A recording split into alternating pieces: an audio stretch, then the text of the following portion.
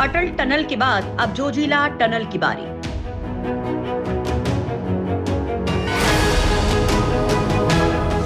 गडकरी ने सुरंग में ब्लास्ट कर शुरू करवाया काम।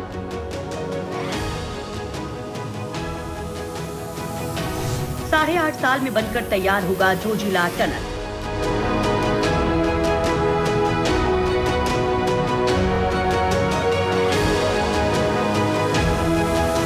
दोस्तों, अटल टनल देश को समर्पित करने के बाद अब श्रीनगर से लेह को जोड़ने वाली प्रस्तावित जोजिला टनल का निर्माण कार्य शुरू हो गया है।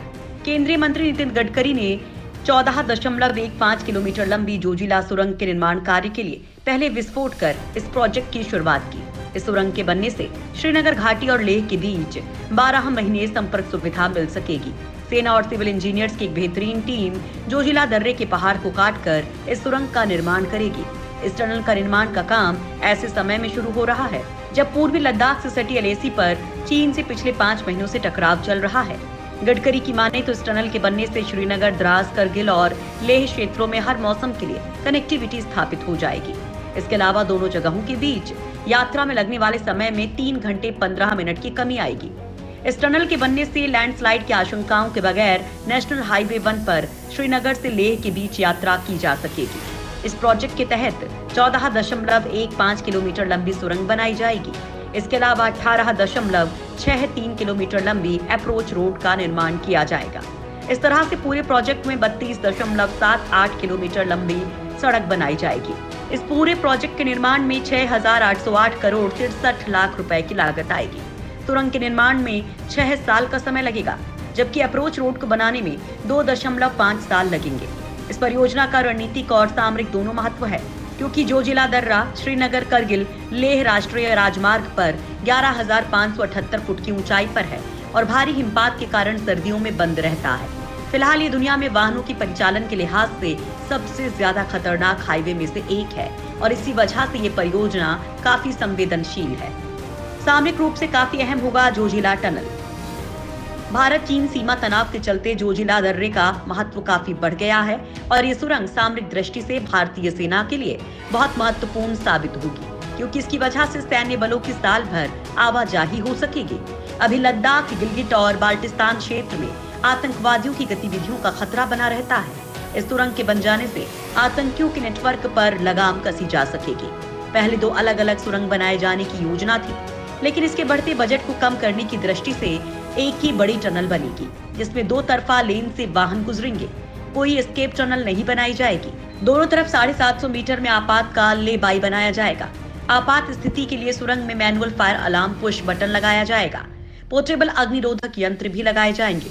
सुरंग के अंदर टेलीफोन की व्यवस्था भी होगी, ताकि आपात स्थिति में संपर्क किया जा सके। सुरंग के अंदर पर्याप्त लाइट की व्यवस्था भी रहेगी और दीवारों पर सीसीटीवी भी लगाए जाएंगे।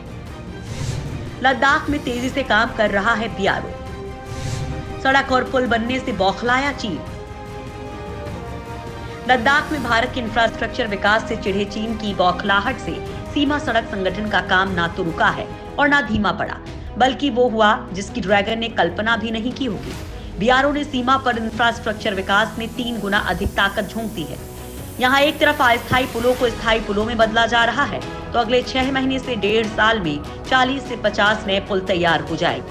अभी हाल ही में रक्षा मंत्री राजनाथ सिंह एक साथ 44 पुलों का उद्घाटन कर चुके हैं। भारत लगातार एलएसी पर सड़क और पुल बना रहा है और चीन की चिढ़ने की वजह भी यही है। चीन ने भारत से सीमा विवाद की इसे ही सबसे बड़ी वजह बताई है। चीन की विदेश मंत्रालय ने प्रेस ब्रीफिंग में कहा कि भारत चीन से लगी सीमा पर इंफ्रास्ट्रक्चर का विकास कर रहा है और सैनिकों की तैनाती बढ़ा रहा है, जो तनाव की मूल वजह है। चीन विवादित सीमा के करीब भारत के सैन्य उपकरणों को बढ़ाने का विरोध करता है। इस साल मई महीने से चीन ने लद्दाख में जो भारत के साथ संघर्ष की स्थिति पैदा की हुई है, उसकी वजह दौलत बेग ओल्डी सड़क के निर्माण का काम भी है। चीन नहीं चाहता था कि भारत ये सड़क बनाए, क्योंकि इस सड़क के निर्मित होते ही उस इलाके में भारतीय सेना की स्थिति और मजबूत हो जाएगी। चीन ने देपसांग प्लेन इलाके से लेकर पूर्वी लद्दाख तक में जो तनाव की स्थिति बनाकर रखने की कोशिश की है, उसमें एक बड़ा मकसद ये भी था कि भारत किसी तरह सामरिक दृष्टिकोण से बेहद ही महत्वपूर्ण डीओबी पर काम छोड़ दे। लेकिन सीमा सड़क संगठन ने अपना काम रात दिन जारी रखा है। इलाके में युद्ध के हालात पैदा किए जाने के बावजूद ये काम अक्टूबर के आखिर तक पूरा होने वाला है।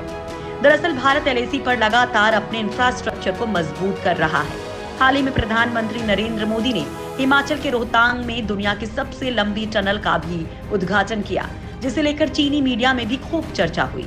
पीएम नरेंद्र मोदी ने सुरंग का उद्घाटन करते हुए कहा था कि ये सुरंग देश के बॉर्डर इंफ्रास्ट्रक्चर की नई ताकत बनेगी। इसके बाद ग्लोबल टाइम्स ने भी अटल टनल को लेकर एक ओपिनियन आर्टिकल छापा था और कहा था कि चीन के साथ जंग में ये टनल काम नहीं आएगी।